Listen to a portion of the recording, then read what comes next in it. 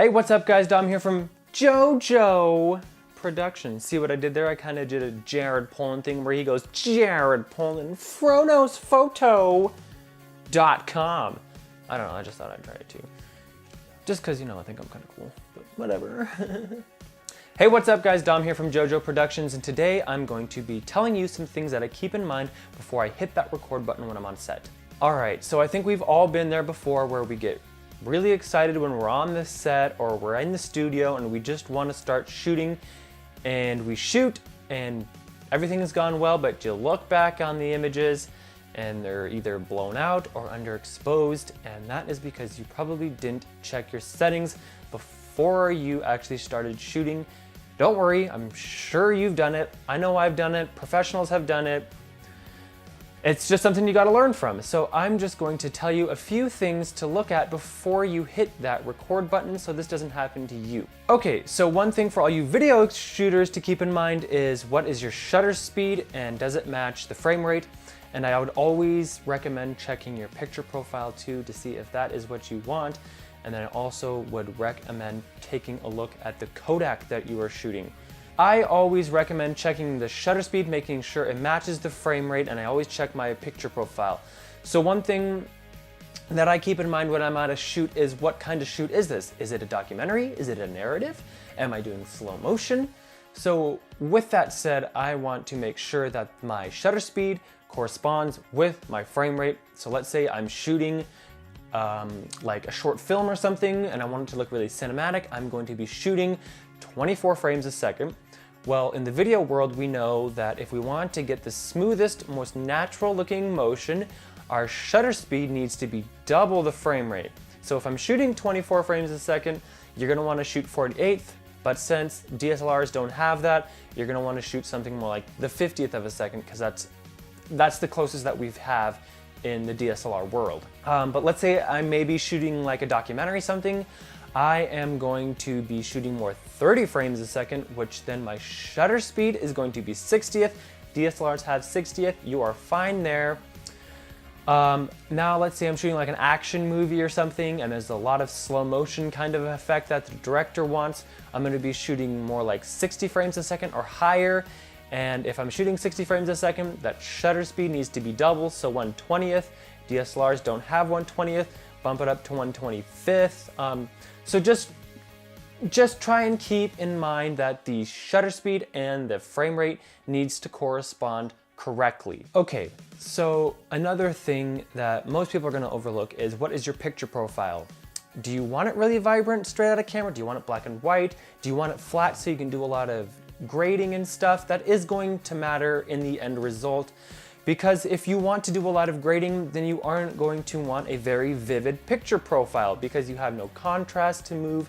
All the saturation is done for you. It's pretty much baked in the file for you. Whereas if you're shooting something more like a flat picture profile, you can make all the decisions in post afterwards. It doesn't seem like a big deal, but it is, and I have been there before where I was shooting the standard picture profile instead of the flat picture profile. And I went back into post and it was very difficult to get the kind of look that I wanted because it was already there. One other thing that you need to take a look at is, are you using maybe the right lens for the story? You know, do you want a lot of shallow depth of field? If you do, then you probably aren't going to want to shoot a lens that is going to be shooting, you know, f4 or f5.6 because you're not gonna get the look you want.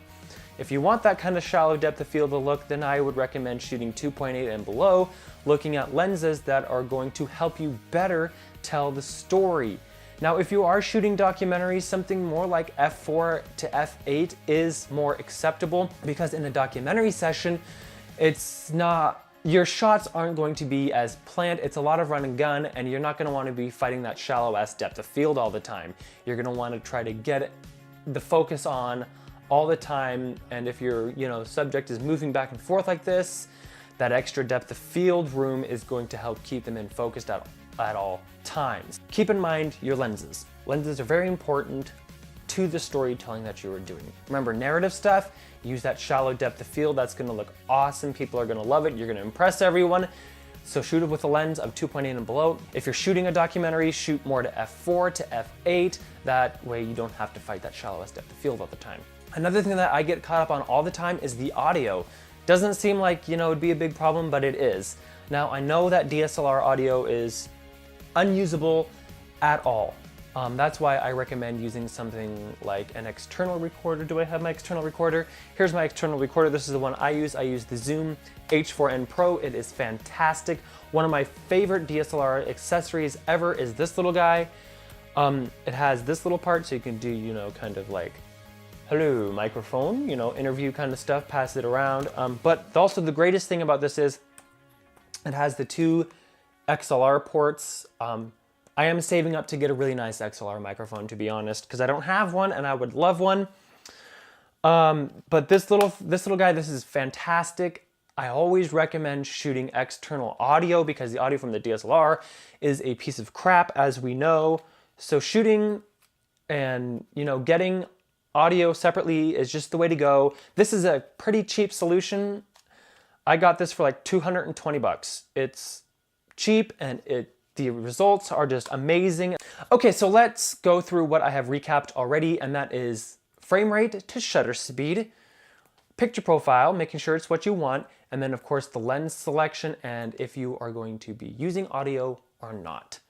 All right, so thanks so much for watching. I hope you have enjoyed this. If you did, please give it a thumbs up. If you loved it, hit that subscribe button. If you have any more questions, leave them down in the comment section below, and I will be sure to get to those. And until next time, I will see you guys later. Bye. Oh, and one more thing, guys. This whole episode was recorded with the lavalier mic, but instead of it being into this little guy like I usually do, I plugged it right into the D5200. So I don't know, tell me what you think the sound is. I'm really curious to find out. I'll find out in the editing room, and if I like it, I might do it more. If not, we'll just continue recording into this. Thank you guys so much for watching. Bye.